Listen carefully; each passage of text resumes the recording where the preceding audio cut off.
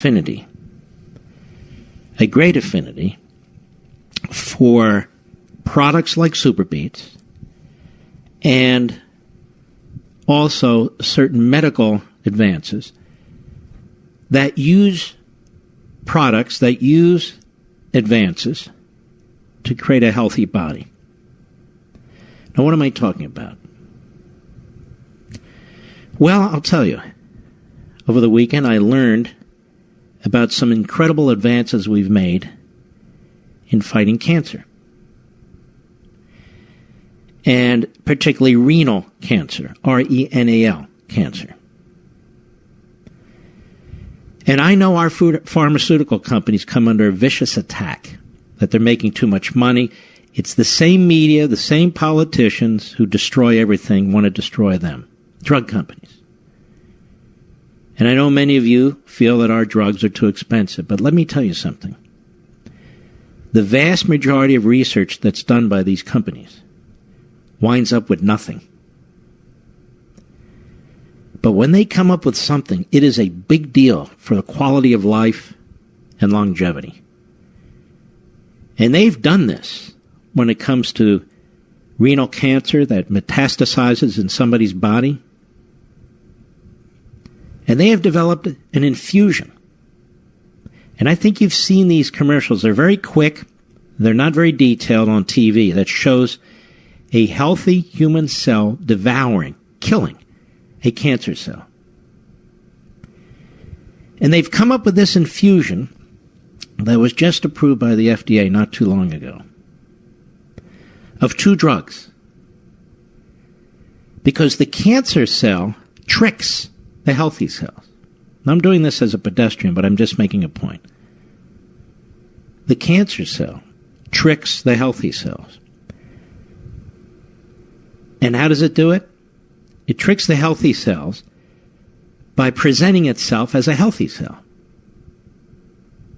Presenting itself as a healthy cell. So your immune system and the healthy cells do not attack the cancer cell. And it keeps spreading, growing, and killing. So they had to figure out how to expose the cancer cell to the healthy cell so the healthy cells would see it as a danger and attack it. That's what they've invented. In addition, they've invented another drug that jacks up your immune system, that strengthens your immune system, particularly when you're elderly and your immune system isn't what it used to be. It's more and more difficult to fight various illnesses and so forth. And so they've created such a drug. And now they've combined these drugs in an infusion that goes directly into your system to kill these cancer cells that have metastasized in the body. Again, a certain type of cancer. But it is the cutting edge. It's brand new. It's now on the market. It's something they've been developing for years and years and years. And it's cost them an enormous amount of money. And now they will be saving lives, improving lives, lengthening lives. It really works. It really works. So I'm probably one of the lone voices in defending our pharmaceutical companies.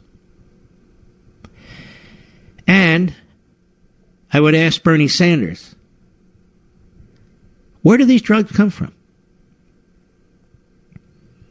Scandinavia? No. They don't come from Scandinavia. They come from large pharmaceutical companies. Not a socialist paradise. All they know how to do is redistribute, regulate, and tax. In this country, we invent. We create. We save lives. That's what these companies do. They save lives. This is a miracle drug. And there will be more. Many more. As they develop a better and better understanding of the human body how the good aspects work and how the other ones work. It's absolutely incredible. It gives a lot of people a lot of hope. This was not available a short time ago. In fact, 7 or 8 years ago, they would have hit you with chemo and radiation, racked your body, and maybe it would help a little bit, maybe it wouldn't. They just weren't sure. And so before we destroy another magnificent private sector institution, let's think about it, okay? Let's think about it. Let us go to West Pawtucket, Rhode Island, the great WPRV. Go. Yes, good evening, Mark. I met Colonel West a couple of times, and he is a great man. And as a Navy veteran, I did forgive him for being in the Army. But yeah, right. The last time that I saw him, I was working on the cruise campaign here in Rhode Island. I was a co-chair. And I presented him with a mock-up bumper sticker that said Cruise West. But I think he'd already moved to Texas. Yes. So, and I think if he chooses to run in Texas, he will win. Thank you for your call, Wes. Dan, New York, the great WABC. How are you? Good evening, Mark. You're a long-time listener and really, really enjoy your show. You're absolutely right on about the pharmaceutical industry. They do a tremendous amount of work. There's a tremendous amount of investment in these drugs. And I think a lot of people forget what's returned back to the economy in people who are able to work, people able to go back into the workforce, and, of course, the huge effect that it has on these patients' lives. But we're really walking into a new era right now where these immune drugs are really going to cure a lot of patients. You're an oncologist, correct? Yes, I am. Mm-hmm. This is a brand new, I'm not overstating it, am I, Doctor?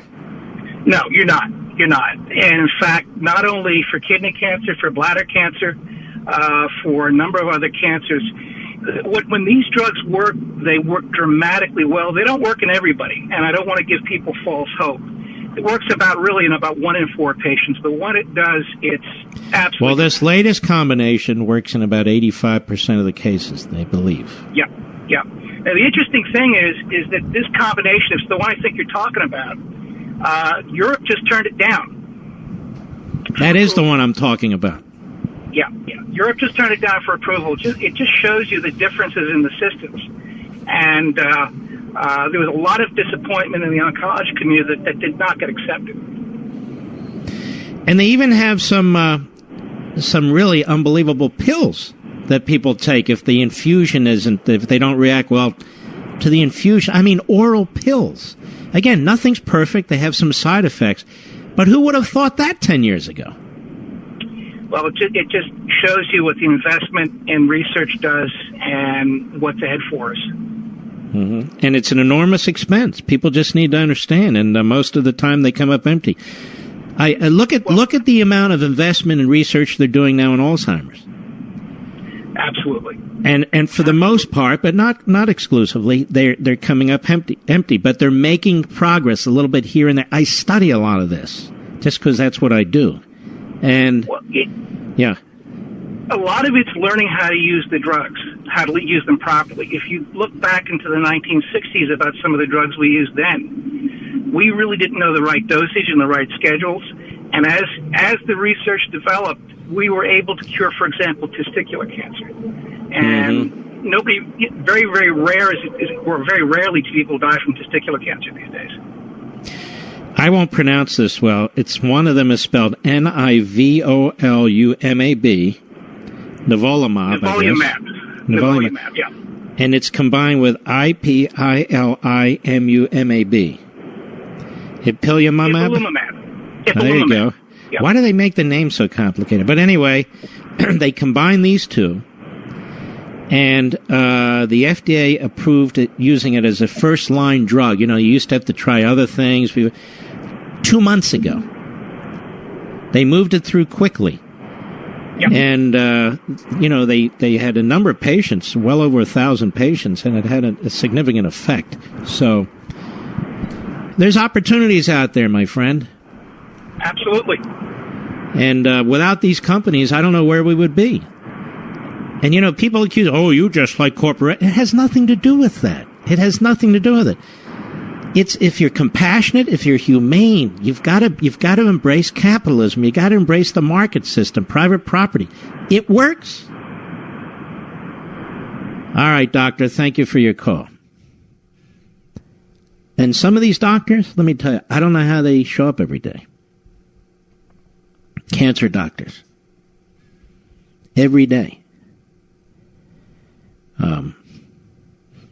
My stepdaughter's going to medical school. Her first year. She's absolutely brilliant. These kids work so hard. And for years. And it's so competitive. And then after 4 or 5 years of that, then they are at the lower rung of the ladder when they work in these various hospitals and assignments and so forth. And then after several years of that, they're at the very lowest rung of the ladder when they join an office or open their own office and so forth. So they put in an enormous amount of time and expense to become doctors. I know we're supposed to hate doctors too. I know we're supposed to hate everyone who's successful, anything that works, in the name of big government and egalitarianism. I reject it all. We'll be right back. Mark Levin.